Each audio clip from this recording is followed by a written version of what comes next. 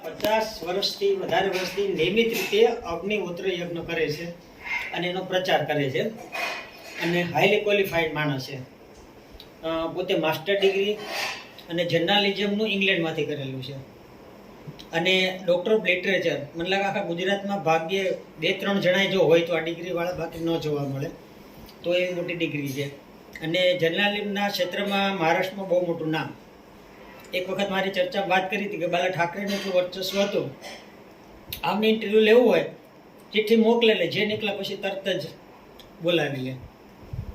આપણે જે પેલી દુર્ઘટના થઈ હતી ભોપાલ હત્યાકાંડની, અને એમાં એમ કહે છે કે એક ઘર એવું હતું કે જે બચી ગયું હતું સંપૂર્ણપણે, તો એમનું ઇન્ટરવ્યૂ લેવા પણ સાહેબ ખુદ પોતે ગયા હતા આના જ કારણે કે ભાઈ આ ગાયનું છાણ અને ગાયના છાણના આધારે જે ઘરની અંદર લીપણ કરવામાં આવ્યું છે એ ઘરને કેમ કાંઈ ન થયું.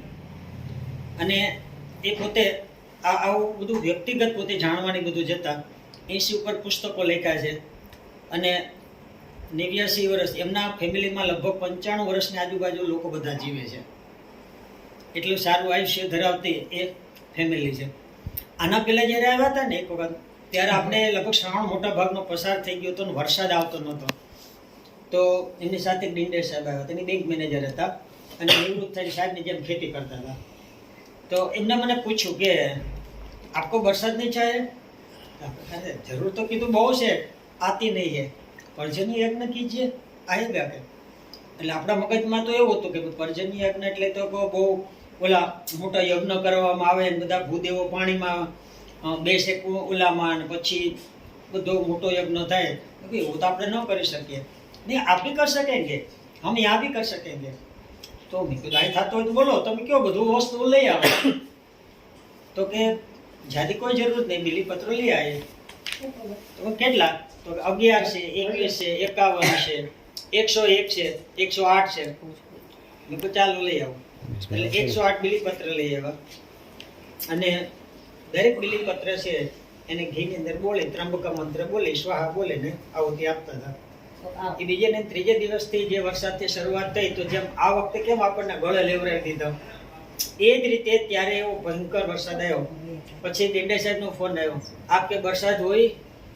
तो मैं कहती रुकने का नाम नहीं लेती है कोई बात नहीं કે आप यज्ञ कीजिए और बोल दीजिए कि हमारी जरूरत हिसाब से पूरी हो गई, अगले वर्ष आ जाना, अब छुट्टी दे दीजिए हमें.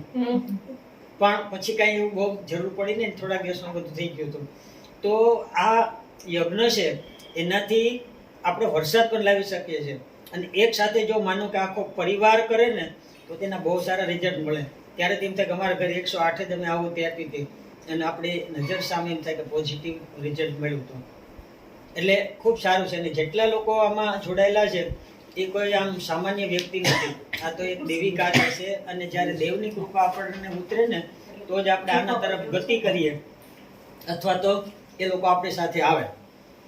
આ જ્ઞાન સૌથી પહેલાં હું દરેક કૃષિ મેળામાં એમ કર્યા છે, ખેતી નથી કરી, પણ દરેક કૃષિ મેળા કરવા હું જાઉં તો એમાં આનો સ્ટોલ હતો.